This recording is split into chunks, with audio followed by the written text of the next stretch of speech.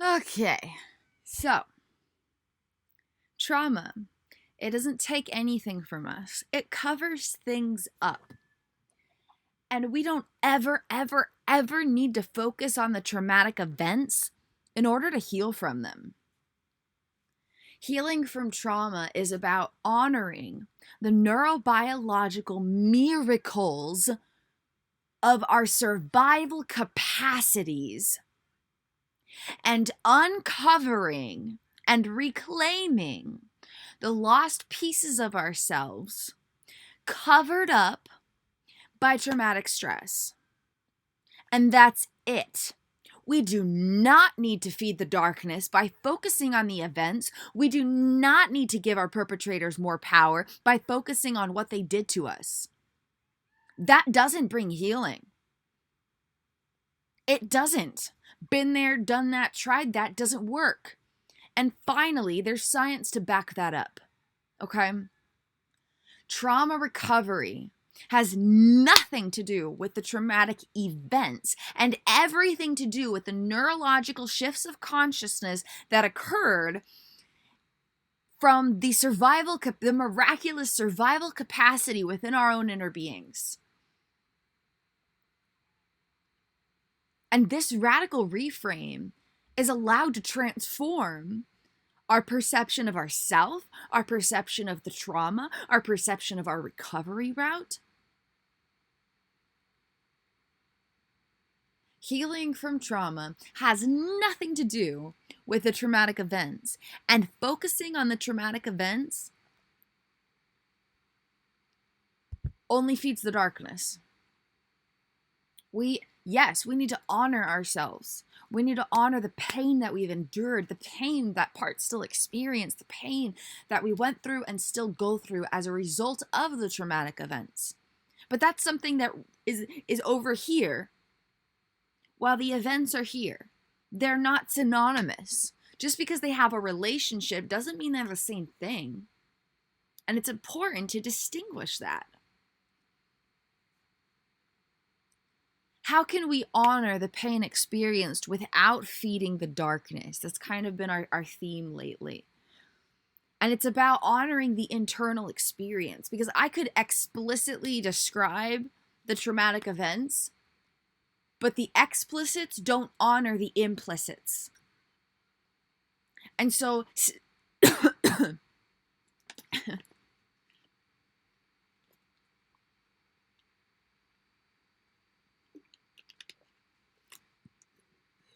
excuse me. And so I want to give voice to the experiences. But the thing is that, especially during trauma, we're not experiencing the explicits. The aspects of brain that translate life experience into an explicit experience go offline. Trauma's never an explicit experience to begin with. And so explicitly describing it does not bring healing. And shockingly enough, it actually doesn't validate the experience itself, because the experience wasn't an explicit experience. And so no matter how much I state or describe or validate the fact that XYZ happened, ABC person did XYZ thing, that does nothing to validate the actual experience, because the experience was never explicit to begin with. Explicit is the external, implicit is the internal, explicit is the verbal narrative summary description, implicit is the raw data sensations within the experience that's attempting to be described. There's a distinction. They are separate things. The implicit and the explicit are different. And I'm so grateful that the evolution of humankind has finally reached this stage where we are allowed to transcend our past perceptions of what trauma is, what it does to us, and how to heal from it. Humankind has done its best all along. And in that process of doing our best, we continue to evolve and transcend ourselves and our knowledge and our situations. That's just the story of the human species, and it's miraculous. Our experience exists in this limited time frame, but let's explore the experience of humanity as a whole. Humanity has come so far. Humanity has come so far. And because of that, we are allowed to have this infinite, expansive hope for where humanity is going next. And we get to feed that evolution of our species. It's allowed. We're allowed to transcend our knowledge. We're allowed to transcend our perceptions, individually and collectively. And in that transcendent journey, magic awaits. Magic becomes inevitable. What's that? Is it magic? Ooh. It's the magic, huh?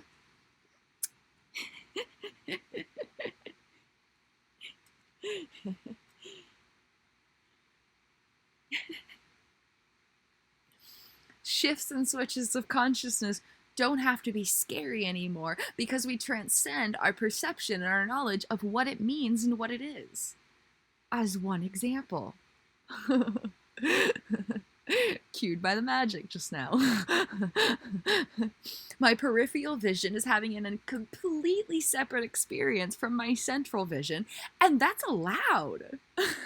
There is no one right way to experience the human mind. Every mind is wired differently, and thus shall create unique experiences from the inside out, because our experience does not come from the external world. That's just stimulus.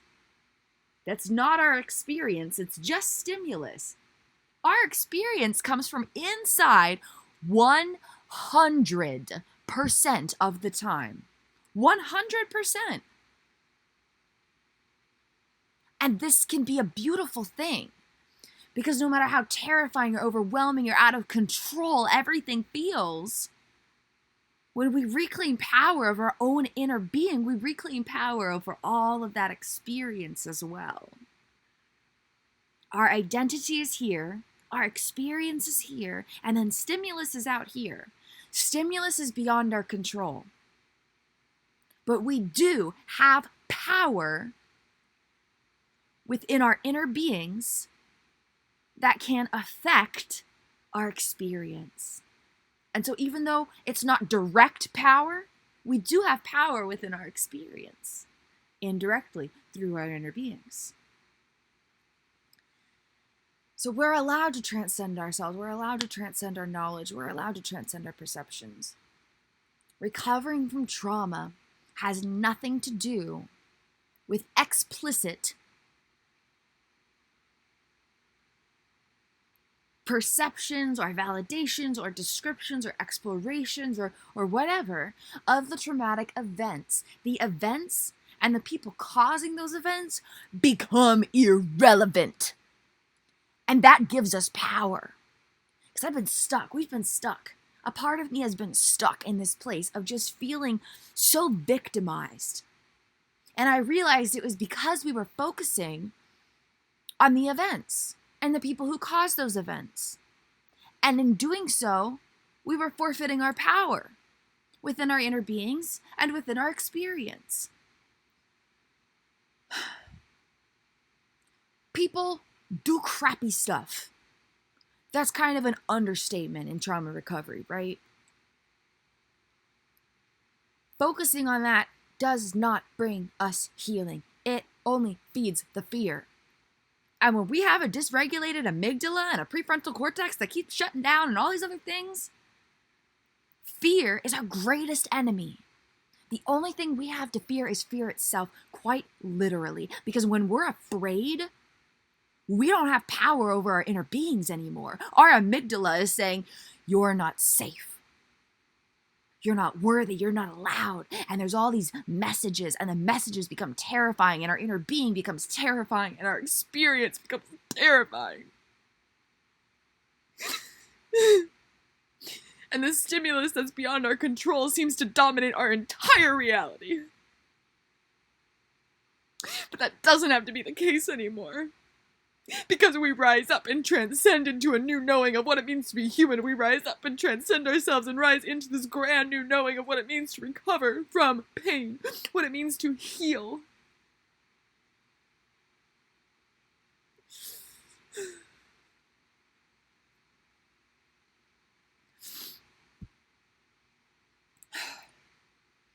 Humanity gets to transcend itself again and again. We're no longer rubbing sticks together to make fire just to keep warm. Like, humanity as a whole doesn't live in that limited space anymore. We're not carving symbols into clay walls to try and have some kind of lasting language for our species. We transcended that.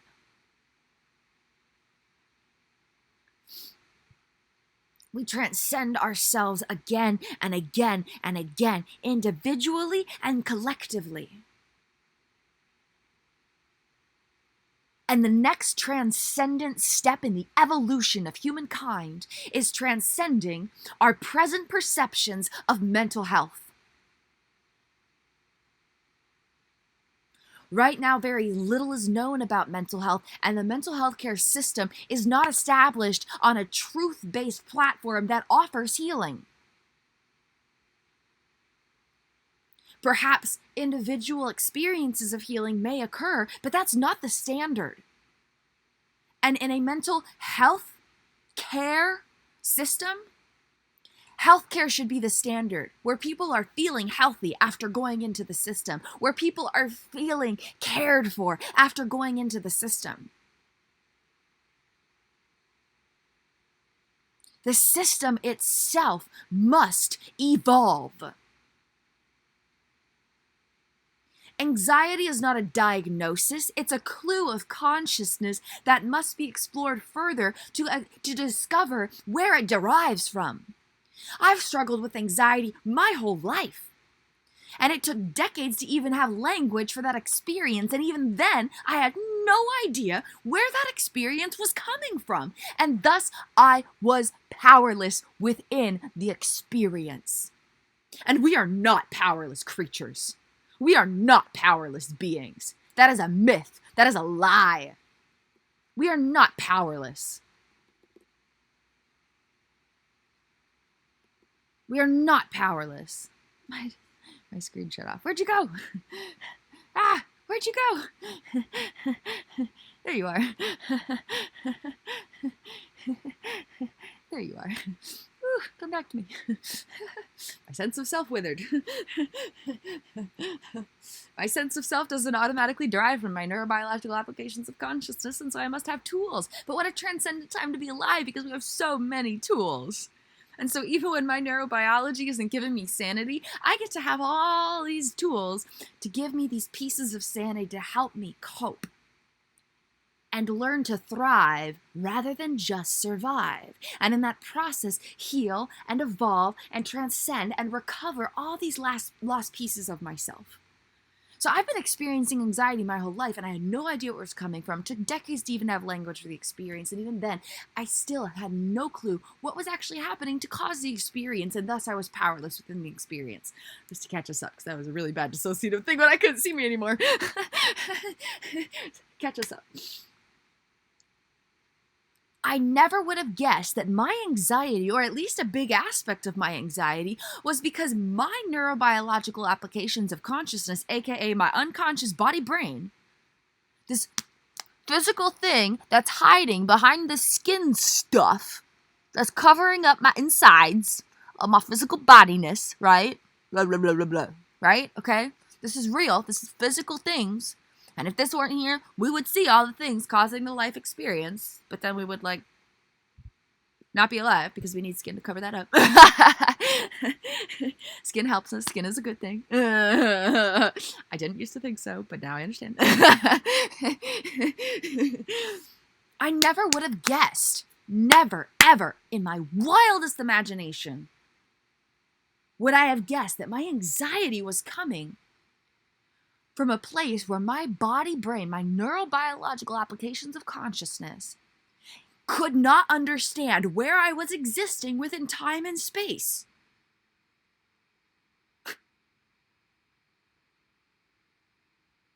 I never would have guessed that. And after over 10 years of mental health battles and seeking help, no one else tried to guess that either. No one else tried to guess anything beyond what they were taught, and what they were taught had very little to do with the truth of the human mind. And thus I was led down roads of deception, unwittingly, unintentionally. Yet that is what occurred. And moment by moment, day by day, as these mistruths were fed to me, I lost all hope in myself. I lost all faith in myself. I lost all belief in who I was and what I could become.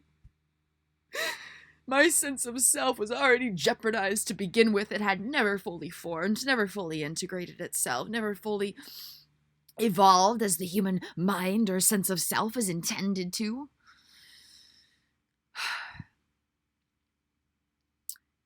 And that sense of self withered and crumbled beneath these mistruths. I sought so hard for my experiences to be validated that I willingly subscribed to a label, a descriptor of sickness.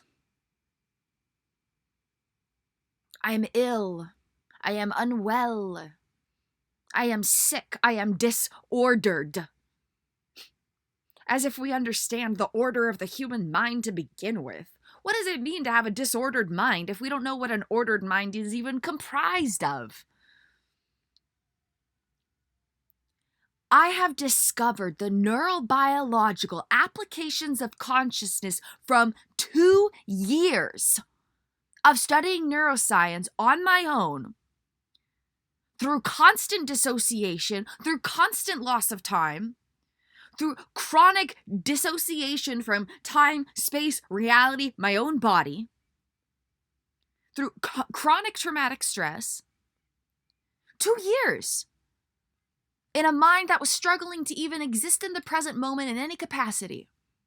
Clearly, it is possible to evolve ourselves. Clearly, there are more answers and insights about the truth of the human mind and the consciousness behind it than what the mental health care system is sharing with us. Clearly, it is possible to understand where anxiety and depression and dissociation actually come from and to create healing modalities that are effective in approaching it in a way that feels loving and light-filled and effective in terms of healing and personal power reclamation. Clearly, it is possible. But it took over a decade of me looking for someone else to have the answer and trusting a system that was broken to begin with to realize that they don't have the answers. And yet answers exist. And we are allowed to transcend our present perceptions of mental health. We are allowed to transcend what we perceive as this human mind. We are allowed to transcend our healing objectives, because our healing objectives are limiting right now. Just kind of speaking on a broad scale from my own personal experiences of mental health, treatment and such. You go in, they ask about your experiences, and they flip through this book that's created based on external, biased assumptions, which is very, very far from objective truth. Worlds away. Worlds away. And they give you a diagnosis, and their first approach nearly always is medication. This doesn't heal us. Describing the symptoms and covering up the problem with chemicals made in a lab doesn't heal us. It may make life more tolerable, absolutely. It may be a necessary step to cope with the present things in order to evolve to that next phase of healing, absolutely. But it does not heal us. It does not allow us to reclaim this sense of presence within our being. It does not allow us to cultivate deeper self-love. It does not allow us to fall in love with the unfolding life experience. It does not allow us to feel like we have power within these moments as they unfold. It does not allow us to become the souls we desire to embody. And because the system doesn't offer this, we limit ourselves and we say, okay, I will settle for survival. I did it for years. I said, okay, as long as I can survive the day without trying to, XYZ, I'm okay. But maybe we're allowed to feel a little bit better than just kind of okay in survival mode. Maybe we're allowed to fall in love with life. Maybe we're allowed to feel everything we're feeling. Because we are feeling creatures who think. We are not thinking creatures who feel. And that's Dr. Judy Bolt, so bad with names, but the amazing, amazing woman who wrote A Stroke of Insight and spoke on TED Talks. She says we are not thinking creatures who feel. Thought is not at the core of our beings. We are feeling creatures who think. Feelings are at the core of our being. And if we're doping up our feelings with chemical-based medications,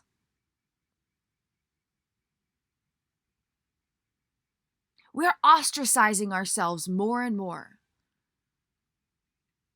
We're giving away our power. We're losing more of our core essence. We're forfeiting opportunities for real healing from one perspective. Medications are a tool, but for them to be the standardized approach for healing worldwide for a variety of complex experiences of consciousness? No. We get to evolve beyond that because that's a broken system. That's an ineffective system. That's a system that doesn't care about health and true well-being, and it doesn't care about care where you actually feel cared for. And it doesn't care about the mind where you actually explore what is the mind and where do these things that we feel and think and observe in the mind come from? Because our mind, our conscious mind, is only 5% of our consciousness. That means 95%. That's a really big percent, right? You got the majority of it. 95% of our experiences of consciousness come from a place beyond our direct awareness. And the mental health care system isn't talking about any of that stuff. They're just focusing on that 5%. And if you go to somebody and you help heal 5% of them, the 100% of who they are isn't going to feel very healed. That's just like basic math. Elementary school. 100% minus 5% equals, oh crap, we still have this whole 95%. That's a majority. What? The system is not established to provide mental health care. To provide mental health care, we must explore the mind, beyond the mind, behind the mind, because if our conscious mind is only 5% of our actual consciousness, then our whole self of the mind, whether directly within awareness or not, has a lot more to do with this other stuff that we're not exploring right now, to just kind of sum it up. So to evolve and transcend this present state of mental health care that just isn't effective. If it was effective, depression and suicide and all these really depressing things wouldn't be increasing. They wouldn't be on the rise. They would be healing. They would be decreasing in numbers.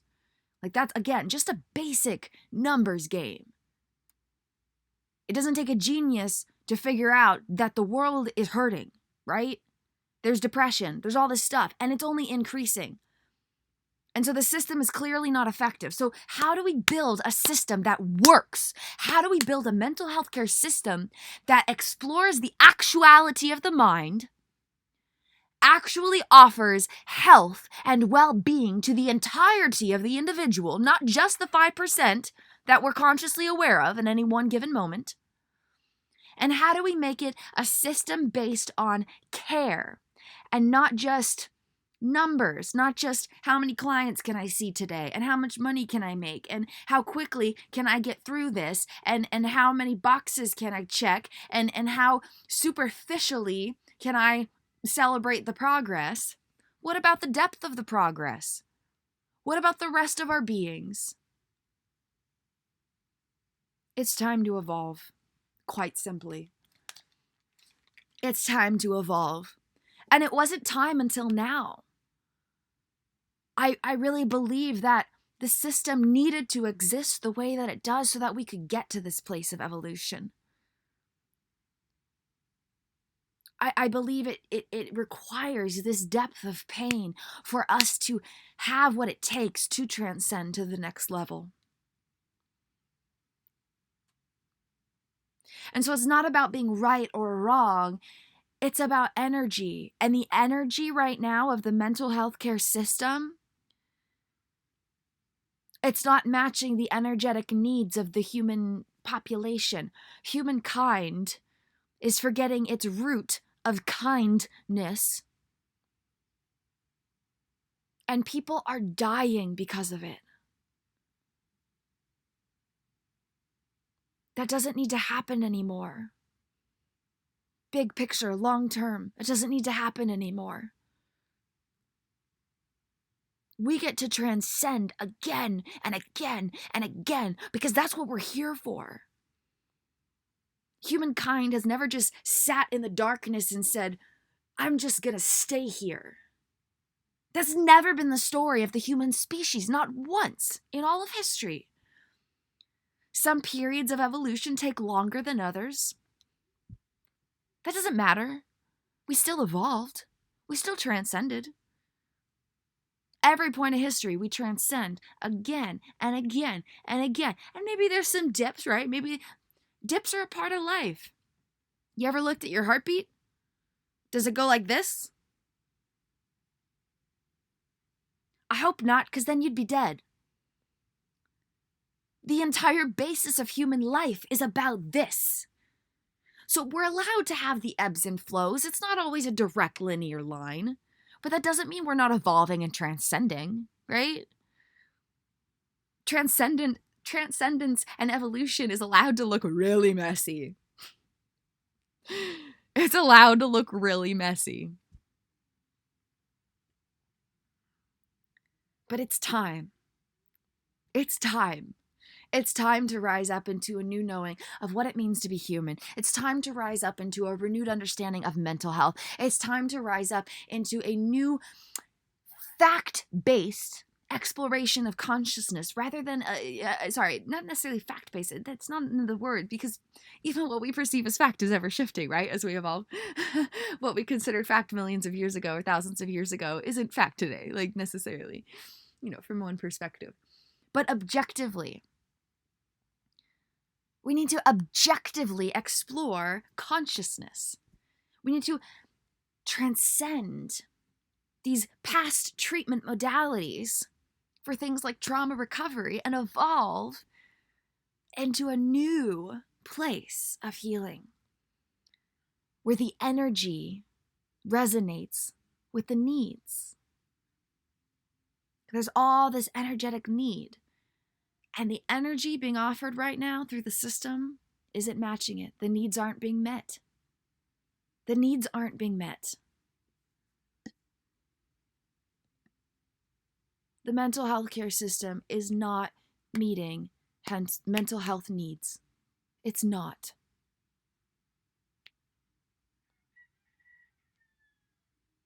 And it's allowed to. The mental health care system is allowed to offer humankind their personal power back. The mental health care system is allowed to bring tangible healing, not just a concept of healing, not just an illusion of healing, not just a mirage of healing to one singular aspect of life, but true depths of healing. The mental health care system is allowed to explore consciousness from the inside out, to have a renewed understanding of what the human mind is actually comprised of. The mental health care system is allowed to evolve in the way it diagnoses and treats and empowers clients. We are allowed to evolve and transcend. And it's allowed to look messy. And we're allowed to love ourselves through that mess. And we're allowed to love the system through that mess. And we're allowed to love our minds through that mess. And we're allowed to love our health through that mess. And we're allowed to love care through that mess. And we're allowed to revolutionize the mental health care system.